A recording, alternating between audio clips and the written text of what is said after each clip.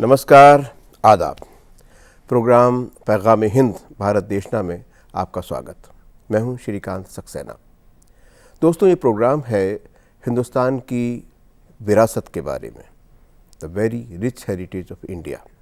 इसीलिए हमने इसका नाम दिया पैगाम हिंद भारत देशना। आज जिस मौजू पे हम लोग बात करने वाले हैं वो है आयुर्वेद। हम सब जानते हैं आयुर्वेद ट्रीटमेंट की, इलाज की एक बहुत पुरानी, कहते हैं हज़ारों साल पुरानी पद्धति है जो हिंदुस्तान में डेवलप हुई, यहीं ईजाद हुई। वेदों में इसका उल्लेख है। इसको अथर्ववेद का उपवेद भी कहा जाता है। अब तक इस पद्धति से इलाज भारत में होता रहा, भारत में ये बहुत लोकप्रिय रही। लेकिन आज जिस मौजू पर हम बात कर रहे हैं वो ये है कि धीरे धीरे अब इसका प्रचार प्रसार, इसका फैलाव भारत नहीं बल्कि विश्व भर में, दुनिया भर में हो चुका है।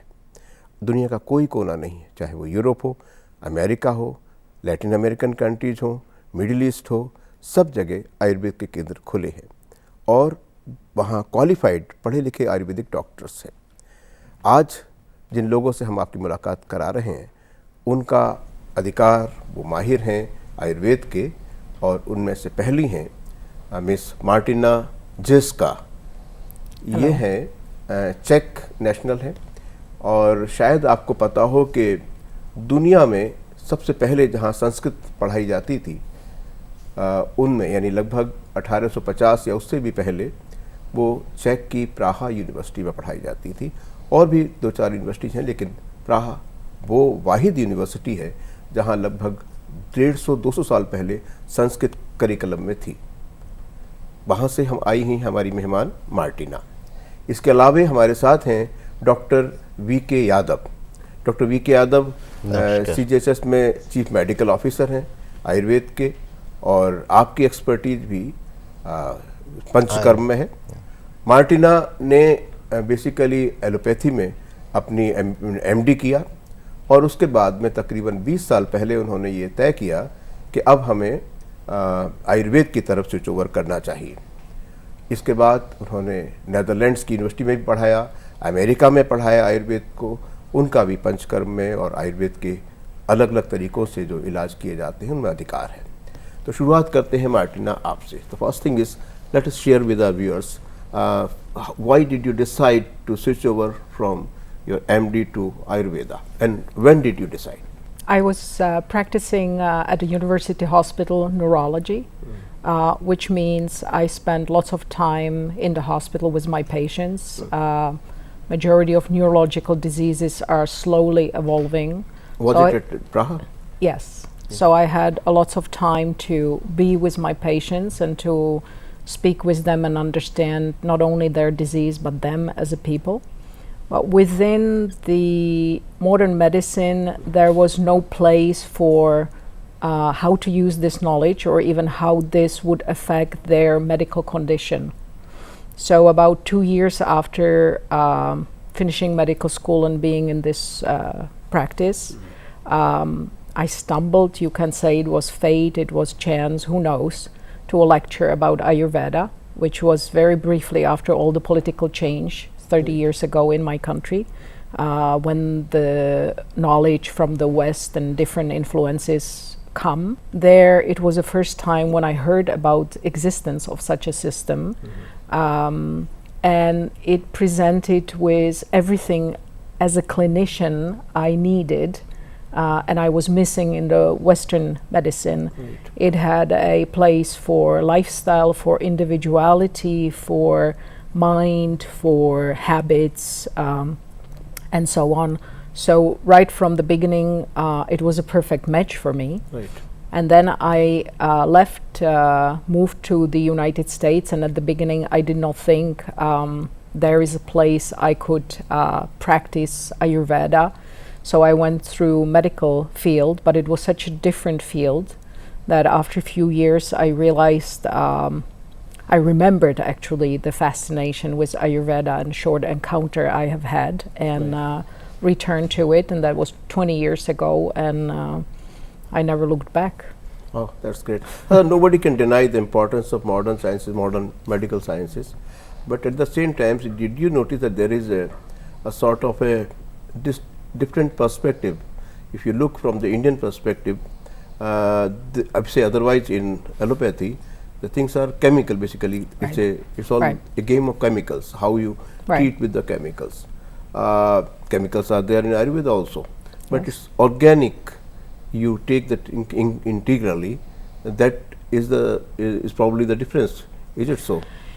It's one of the differences, but there are much more substantial differences, I believe. One of them is that in Ayurveda we don't focus on the disease the person has, but we focusing on the person. You can have same disease manifesting in different people. They will have different causes or pathologies how they got there, and therefore you will treat them differently. This does not exist in modern medicine. Another part that is very different is Ayurveda is of course medical system and science, but it's also a system of self-care. So the patients have a huge positive and very active role and responsibility for taking care of themselves. And I think perhaps the third and even most substantial difference is that the role of consciousness, the role True, of thinking, the role of mind, which is allocated in modern medicine only to psychiatry and psychology perhaps. There are efforts to integrate it in new interdisciplinary fields such as psychoneuroimmunology, which was my focus at neurology originally, but not to the complexity and depth and systematic approach as it is and always has been inherent in Ayurveda. Doctor साहब, ये जो फ़र्क है कि आयुर्वेद किस तरह से देखता है, आयुर्वेद में चूँकि एक तो बुनियादी जो फ़र्क हुआ डेफिनीशन का हो गया. It's not only a science of medicines, it's a science of aliveness. We call it Ayurvigyan. So it is science of aliveness, and it is an integral approach that looks your behavioral pattern, how you think, what you eat. Everything is part of Ayurveda. आप थोड़ा सा इस बारे में हमें बताइएगा कि जो आयुर्वेद का जो भारतीय पर्सपेक्टिव है, क्योंकि दोनों चीज़ें आप लोगों को कभी मौका लगता है या जो ज़रूरत होती है, अर्जेंसी होती है, तो they go to allopathy, otherwise they prefer to go for their own Indian therapy Ayurveda. तो दोनों में क्या एक ऐसा अंतर क्या है? क्योंकि जब हम यहाँ देखते हैं तो शायद इस बात ये उसे मरीज़ को बड़ा अनयूजुअल लगता है कि ये एक थेरेपी है, लेकिन थेरेपी का हमारे सोचने के तरीके से, हमारे उस सोचने के पैटर्न से, हम क्या खाते हैं या नहीं खाते हैं, इस बात से, हम कैसे जीते हैं, इन हमारी लाइफ स्टाइल से, हमारी कन्विक्शन से, हमारे परसेप्शन से क्या ताल्लुक़ हो सकता है. जबकि हमारा जो यानी भारतीय पद्धति है आयुर्विज्ञान, वो ये मानता है कि भाई ये चीज़ें बहुत ज़्यादा महत्व रखती हैं, बल्कि ज़्यादा इम्पोर्टेंस इसी का है. देखिए, जो आयुर्वेद है वो बेसिकली प्रकृति और पुरुष का, ये प्रकृति और सृष्टि का जो एक अन्योन्याश्रयण संबंध है, यानी कि आप प्रकृति के भीतर हैं, तो उसमें आयुर्वेद में जो स्वास्थ्य के सिद्धांत बनाए गए वो मूलभूत रूप से स्वस्थस्य स्वास्थ्य रक्षणम आतुरस्य विकार प्रशमनम च, यानी स्वस्थ व्यक्ति को स्वस्थ रखना और यदि कोई रोगी हो गया हो तो उसको रोग को ठीक करना. यानी बेसिकली आयुर्वेद का जो मोटिव था या उद्देश्य था वो पहले किसी को बीमार ही ना होने दिया जाए. तो जो प्रकृति का मूलभूत सिद्धांत उनके ऊपर काम हुआ और उन्हीं के अनुसार एक ऐसा जीवन शैली या पद्धति को विकसित किया गया जहां आप पूर्ण रूप से शतायु रहते हुए स्वस्थ जीवन को जी सकें और आप अपने मोक्ष तक साधन कर सके, यानी इस जीवन में आने का उद्देश्य को सिद्ध कर सके. तो इसको आपकी प्रकृति के साथ इस तरह सिद्धांतों को समायोजित किया गया कि सुबह उठने से लेकर आपकी रात्रि सोने तक दिनचर्या और दिनचर्या के बाद बदलते मौसम ऋतुचर्या में, और यह क्रम पूरे साल में इस तरह से विभक्त किया गया कि आप प्रकृति के साथ एक लयात्मक अनुबंध स्वास्थ्य का बनाए रखें, जो नहीं बिगड़ेगा. आप जीवन में एक भी औषध की आवश्यकता ही नहीं है. इसलिए जब ये बिगड़ता है तभी आपको औषध की आवश्यकता है। तो हमारे ऋषि मुनियों ने इसको जीवन शैली से जोड़ा। जीवन शैली के साथ हमारा जो मूलभूत बेसिक्स है, देखिए आहार, निद्रा, ब्रह्मचर्य। आहार, डाइट, पोषण पे ही पूरे हमारा शरीर टिका हुआ है। तो यदि आपका डाइट, न्यूट्रिशन अच्छा है तो रोग नहीं उत्पन्न होंगे। उसके बाद आपका निद्रा यानी रेस्ट टू द मशीन, आपके शरीर को आराम चाहिए, वो निद्रा के रूप में है। तीसरा आपका ब्रह्मचर्य, यानी ब्रह्मचर्य से मेंटेनेंस ऑफ ह्यूमन सिस्टम। तो इस तरीके से आप पूर्ण रूप से किस प्रकार से 100 वर्ष तक सफल, सुखद, समृद्ध जीवन जीते हुए अपने जीवन के उद्देश्य को मोक्ष तक कैसे प्राप्त करें, इन सिद्धांतों का प्रतिपादन आयुर्वेद में किया गया। Martina, your field was neurology initially. You just told us. The thing, tell us in neurology, so did you ever come across Indian concept of psychology or psychiatry somehow? Not in my training, although my training was very clinically oriented. And then when I went to the US and started neurology, it was machine based, it was very technologically based, which was not a good fit for me. So I realized my clinical nature, and that's why I returned back to Ayurveda. Bharat में जिन 3 प्रमुख ग्रंथों का हवाला दिया जाता है, श्रीमद् भगवद गीता, दुर्गा सप्तशती और योग Vasishtha. So basically they are addressing the issue of depression. Gita में is an issue of depression of Arjuna. The same thing is in Durga Saptashati, when a king and a trader, they are, I mean, the loss they are looting. So the issue of depression is addressed in Durga Saptashati. Third one is Yoga Vasishtha. It is based on the depression of Lord Rama. As addressed by Vashishtha, गुरु वशिष्ठ. तो इसका शायद ये एक आशय हुआ कि जो भारतीय परंपरा है वो इन मुद्दों को, यानी मानसिक मुद्दों को एड्रेस करने में सक्षम थी पहले भी, और इनको इतना महत्व दिया गया, इतना इसको अहमियत दी गई कि इसके ऊपर 3 किताबें लिखी गईं, और वो 3 किताबें भारत की बहुत बहुत मशहूर किताबों के रूप में दुनिया भर में मशहूर हुई. देखिए, जहाँ तक आयुर्वेद की बात आती है, आयुर्वेद में प्रमुखता चरक, सुश्रुत और वाग्भट, ठीक है, ये 3 ग्रंथ रहे, और इनमें जो कुछ बाकी आपने ग्रंथ बताए, इनका निचोड़ ही उनमें आता है, ठीक है. इसलिए जहाँ तक मानस विज्ञान की बात है, मैं समझता हूँ दुनिया में सबसे उत्कृष्ट ज्ञान के साथ साथ ज्ञान ही नहीं, आपकी औषध भी है. आप किस अवस्था में, मानसिक पीड़ा में है या मानसिक क्लेश में है, क्लिष्टता में है, वह कौन सी औषध आप पे कार्य करेगी, इन सब का बड़ा विस्तृत वर्णन मिलता है. इतना ही नहीं, औषध के साथ साथ मंत्र, औषध, मलि, मंगल, होम, तप, स्वाध्याय, स्वस्ति वाचन, इन सभी विद्याओं का उपयोग आपके मानस स्वास्थ्य के लिए तब भी किया गया, आज भी हो रहा है हमारे देश में, और ये बड़ा प्रभावी है. जैसे हम तीर्थ यात्रा करते हैं, मंत्रोच्चारण करते हैं, इन सब apart from the medicinal part, yes, he is describing other ways. Yeah. Study, going for pilgrimage, etc., is also part of the treatment. It's a daivya apashra. It's a treatment of bringing the divine force into one's life for sattvic way of manas and living. नहीं, इसमें एक जैसे हमारे यहाँ गृहिणी रोग है, ulcerative colitis एक डिजीज है जो बहुत ही गंभीर समस्या है, और ये सफल पूर्वक सिर्फ आयुर्वेद से ही चिकित्सा की जा सकती है. इसमें इतनी प्रभावशाली चिकित्सा है. इसका इलाज नहीं है. इतना प्रभावशाली नहीं है। रोगी का जीवन बहुत ही कष्ट में रहता है, औषधियों का बहुत बड़ा बोझ रहता है और लगातार उन्हें दवाइयाँ खानी पड़ती है।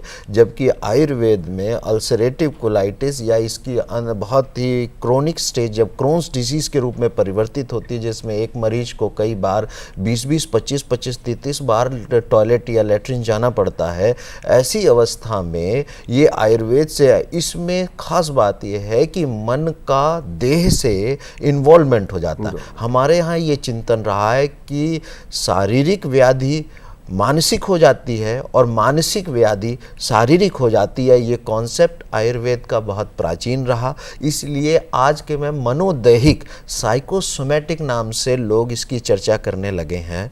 पर मानस विज्ञान का बहुत ही बृहद विस्तृत वर्णन हमारे यहाँ है, उसकी चिकित्सा है। आज भी हमारे पास अपस्मार या एपिलेप्सी के मरीज आते हैं, साइजोफ्रेनिया के पेशेंट्स आते हैं, या उन्माद पागलपन के पेशेंट्स आते हैं। इस तरह बहुत सारी डिसीजेस हैं जिनका हम सफल और आप जैसे नींद ना आना, आपकी निद्रा में इंसोम्निया, स्लीप डिस्टर्बेंस है, और कुछ भी नहीं है, चित्तोद्वेग, चित्त का उद्वेग हो जाना दुख के कारण, इन सब चीज़ों का बड़ा अच्छा चिकित्सा है। Living in tandem with existence, probably that is the message of Ayurveda, as what Dr. Saab is saying. Say, coming back to your forte, say you were saying you have studied Sanskrit also. So why don't you read something for our viewers from, let's say, any Veda? Which Upanishads you have gone through? Mostly probably Taittiriya Upanishad. Taittiriya Upanishad. Okay. So whatever you like to. There's a very nice invocation for all important aspects of life. It's short, so Right. if I may. Yeah, please. Because Upanishads nor Vedas should be read, they should be recited, they should be chanted. So it's not allowed to say it, but Okay. So what about this Patanjali Yoga Sutra? When you invoke I can chant this one because it goes specifically to important aspects of life and it's short. So. please. Om Ayurdehi, Om Pranandehi, Om Apanandehi, Om Vyanandehi, Om Chakshushtehi, Om Shrotrandehi, Om Manodhehi, Om Vachandehi, Om Atmanandehi, Om Pratishtandehi, Om Mayidehi. वाह doctor साहब, एक मेरे सिद्ध के बारे में जब मैं बात कर रहा था तो मुझे मालूम ये हुआ कि what is the difference between quackery and a Siddha. तो वो ये था कि जब तक ये चीज़ आपके में पूरी तरह अवतरित नहीं हो जाती, बैठ नहीं जाती, तब तक आप ट्रीटमेंट न लें उस थेरेपी में। They expect that the person who is giving treatment should be of pure mind and pure heart. That purity should be there in the doctor itself. It's not only that medicine works. Yes.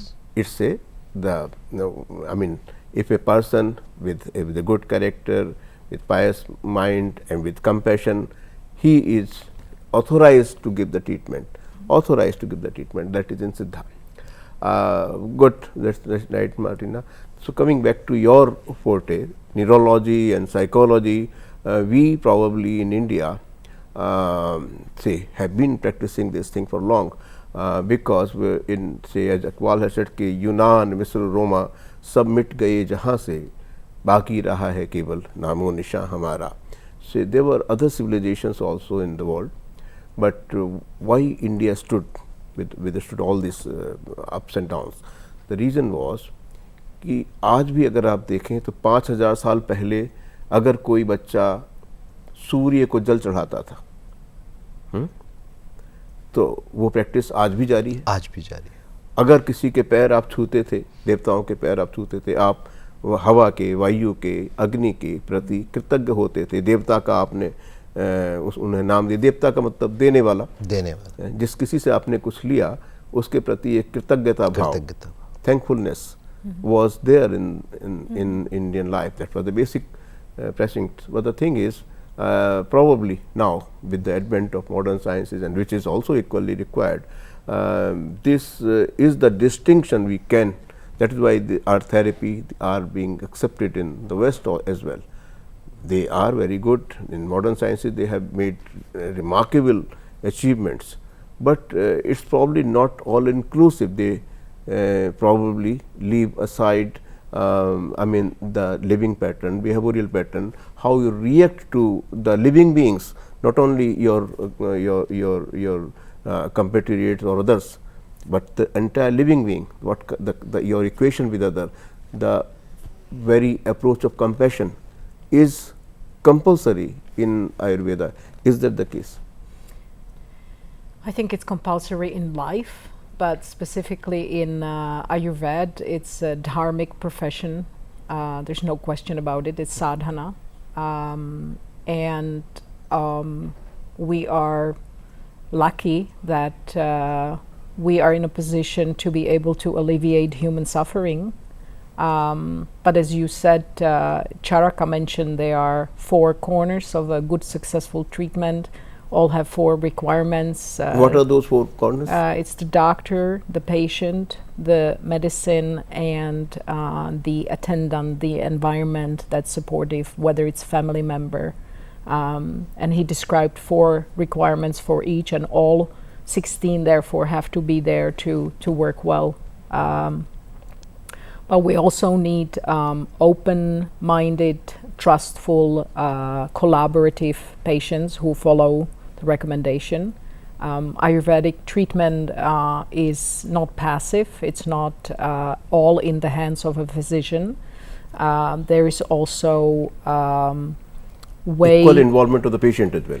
Right, and for Ayurvedic doctor, it's important to get a report back from the patient that shows him whether his thinking and interventions were correct. So it's a collaboration.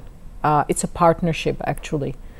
It's not that the doctor is in a position of power. He's in a position. Doctor is probably helping the patient to come out of the disease. Absolutely. इनके संदर्भ में एक बात कहना चाहता हूँ कि देखिए उस समय भी आयुर्वेद में वैद्य और आतुर रोगी का संबंध कितना इम्पोर्टेंट था। वो ये था, आतुरस्य अंतरात्मानं प्रविश्यन्ति, वैद्य को रोगी की आत्मा में प्रवेश करना चाहिए। ये पहला सिद्धांत था। दूसरा सिद्धांत उन्होंने बताया था, पुत्र वधम आचरेत, यानी अपने पुत्र की तरह उसकी रक्षा करें। तो इतना बड़ा स्टैंडर्ड उन्होंने रखा। ये किसी विज्ञान के बारे में, उसकी महानता के बारे में वो बताता है कि उस समय कितना चिंतन हुआ होगा कि इस स्तर पे समाज में, और यहाँ तक कहा कि वैद्य को रोगी से कोई धन नहीं लेना चाहिए। यदि कोई वैद्य रोगी से धन लेता है या छल प्रपंच करता है तो उसके लिए इसी तरह है कि लोहे का तप्त गोला अपने मुंह में डाल के आत्महत्या कर लेनी चाहिए। Means so was the standard, क्योंकि मरते हुए आदमी से कुछ भी आप करवा सकते हैं। तो समाज में अव्यवस्था ना हो, समाज की सेवा हो, यह मानक आयुर्वेद का अनुकरणीय है और बड़ा ही स्टैंडर्ड है। मैं समझता हूँ आज भी किसी शास्त्र में नहीं होगा। Martina, going back to your odyssey, say you switched over from modern sciences to Ayurveda. Tell us, our viewers, something about what is the present status of, say, acceptance about Ayurveda, especially in Europe and American countries. one thing we have to define is what we mean by acceptance. Acceptance, do they recognize it as an independent therapy? There is Do an they have acceptance on standardized a state governmental level is one issue. Another issue is acceptance within medical profession in general. Right. And third level would be acceptance and interest within a population of patients or interested parties Right. as such. So as for the governmental level, that's still lacking in many countries. Name the countries who recognize it at governmental level. Within Europe, it's Netherlands, Germany, Belgium, Austria, to a degree UK is very on the forefront. The rest are following on the Governmental recognition is there in these countries. government also. recognition is there. That means some form of support. In most countries, there is not active government blockage, but there is no active support As either. well, okay. The problem is very often within the medical profession, because the Western doctors are very skeptical and not accepting of Ayurveda and are fighting against it, saying it's quackery, doesn't work, non-scientific, and so on. But my experience is from anywhere in the world, Australia to US, is patients are hugely interested. And it's not only interest, it's the experience. They see the results, they see it's working. So they go by that. In the United States, there was an effort that started about 15 years ago to make it on a federal level, which didn't work out. So each state is dealing with it on their own. True. And there are huge differences within different states. Usually the more open-minded states, which is West Coast, East Coast, and a few other states in the middle, are supporting in forms of licensure for trained doctors.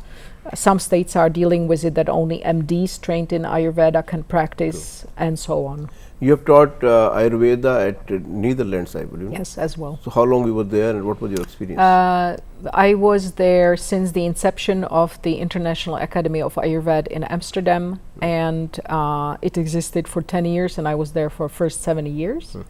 I was teaching clinical Ayurveda and even Ayurvedic Sanskrit for 2 years.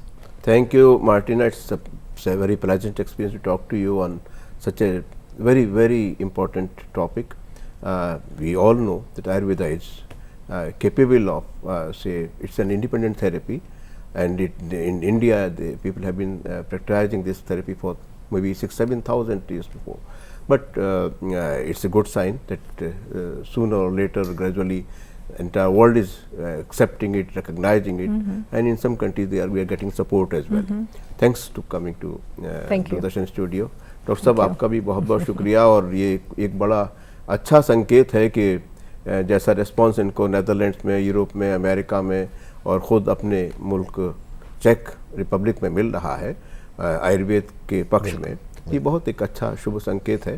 मैं तो ये कहूँगा कि कुछ बात है कि हस्ती मिटती नहीं हमारी, सदियों रहा है दुश्मन दौरे जहां हमारा.